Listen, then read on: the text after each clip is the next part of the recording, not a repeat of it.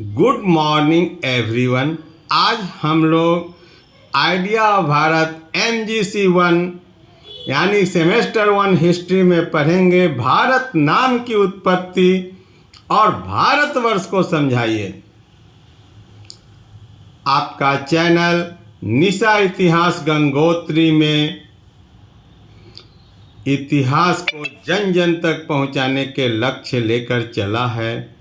उसी क्रम में आज MGC1 में भारत नाम की उत्पत्ति और भारतवर्ष को समझाने का प्रयास किया जा रहा है। अब हम लोग आगे कक्षा विस्तार करते हैं। पहला, भारत नाम की उत्पत्ति।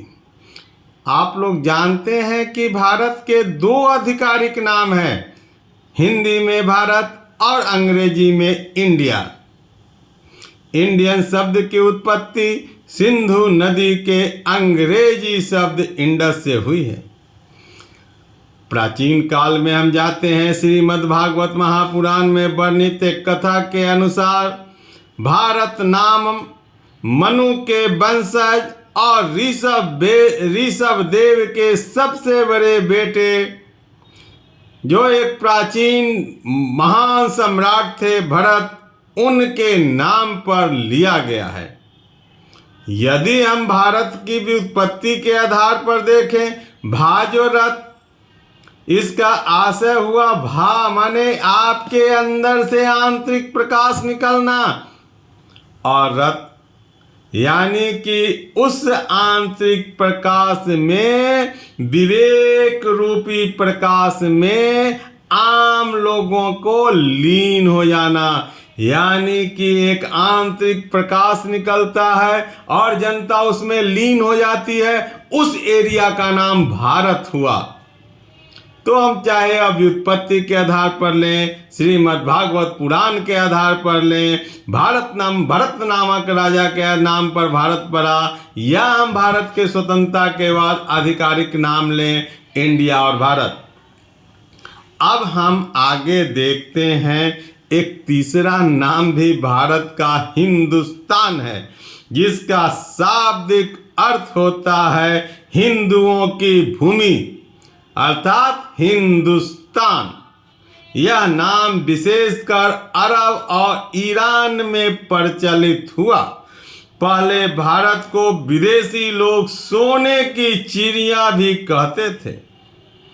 आगे हम देखते हैं कि महाभारत में क्या कहा गया है। महाभारत के अनुसार भारत के वर्तमान उत्तर भारत का क्षेत्र आता है। भारत के कई अन्य नामों से भी पुकारा गया है, जैसे भारतवर्ष, आर्यावर्त, इंडिया, हिंदुस्तान, जम्बूद्वीप आदि के नाम से भी जाना जाता है। भारत आधिकारिक नाम भारत गणराज्य, अंग्रेजी रिपब्लिक ऑफ इंडिया, दक्षिण एशिया में स्थित भारतीय उपमहाद्वीप का सबसे बड़ा देश है। भारत की भौगोलिक दृष्टि से विश्व का 7वां सबसे बड़ा देश है, जबकि जनसंख्या की दृष्टि से वह चीन के बाद उसका स्थान आता है।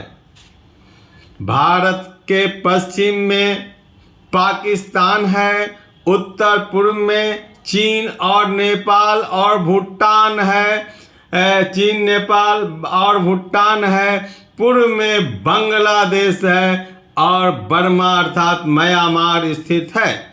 हिंद महासागर में इसके दक्षिण पश्चिम में मालदीव, दक्षिण में श्रीलंका, दक्षिण पूर्व में इंडोनेशिया से भारत का सामुद्रिक सीमा लगती है। इसके उत्तर में हिमालय पर्वत, दक्षिण में हिंद महासागर स्थित है, दक्षिण पूर्व में बंगाल की खाड़ी है और पश्चिम में अरब सागर है। अब जो आधुनिक मानव, जिसे हम लोग होमो सैपियंस कहते हैं, अफ्रीका से भारतीय उपमहाद्वीप में 55,000 वर्ष पहले आए थे। 1000 वर्ष पहले उन्होंने सिंधु नदी के पश्चिमी हिस्से की तरफ बढ़े और वहां बसे, जहां उन्होंने धीरे धीरे और पलायन किया और सिंधु घाटी सभ्यता को विकसित किया। 1200 ईसा पूर्व में जब भारत पर आक्रमण हुआ, संस्कृत भाषा आई, तो संस्कृत भाषा संपूर्ण भारतीय उपमहाद्वीप में फैल गई और तब तक यहाँ पर हिंदू धर्म का उद्भव भी हो चुका था। 400 ईसा पूर्व तक आते आते हिंदू धर्म जातिवाद में बदल गया। इसी समय बौद्ध और जैन धर्म उत्पन्न हो रहे थे। प्रारंभिक राजनीतिक एकत्रीकरण ने गंगा घाटी में जो सृजनशीलता किया, गंगा घाटी में अपनी सृजनशीलता का प्रकाष्ठा अर्थात मौर्य सम्राट गुप्त साम्राज्यों का जन्म दिया। यह इसकी सृजनशीलता का प्रसिद्ध उदाहरण है। प्रारंभिक मध्ययुगीन काल में ईसाई धर्म, इस्लाम धर्म, पारसी धर्म भारत के दक्षिण और पश्चिमी तटों पर जड़े जमा रही थी। मध्य एशिया में मुस्लिम आक्रांताओं ने उत्तरी भारत पर आक्रमण किया, विजय प्राप्त की और दिल्ली में दिल्ली सल्तनत की स्थापना की और उसे उत्तर भारत को इस्लामी साम्राज्य में मिला लिया। इसके बाद हम देखते हैं 15वीं शताब्दी में दक्षिण भारत में विजयनगर साम्राज्य ने हिंदू संस्कृति को बरकरार रखी और पंजाब में इसी समय सिख धर्म का उदय हुआ। अब धीरे धीरे 1757 के बाद ब्रिटिश ईस्ट इंडिया कंपनी का शासन का विस्तार हुआ, जिसने भारत को औपनिवेशिक अर्थव्यवस्था में बदल दिया तथा अपनी संप्रभुता को मजबूत किया। ब्रिटिश राज्य सन 1858 ईस्वी में शुरू हुआ।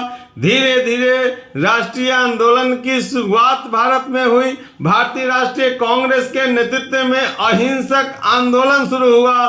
सन 1947 ईस्वी में भारत स्वतंत्र हुआ और ब्रिटिश भारतीय साम्राज्य को दो स्वतंत्र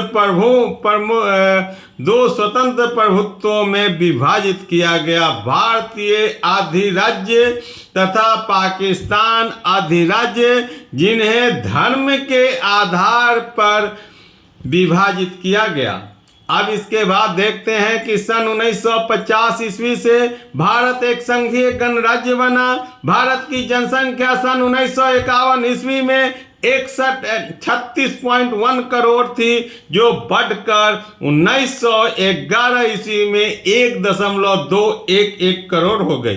प्रति व्यक्ति आय भी हम देखते हैं 564 रुपया से बढ़कर 51,498 रुपया हो गई और साक्षरता दर भी 16.6 से बढ़कर 74% हो गई।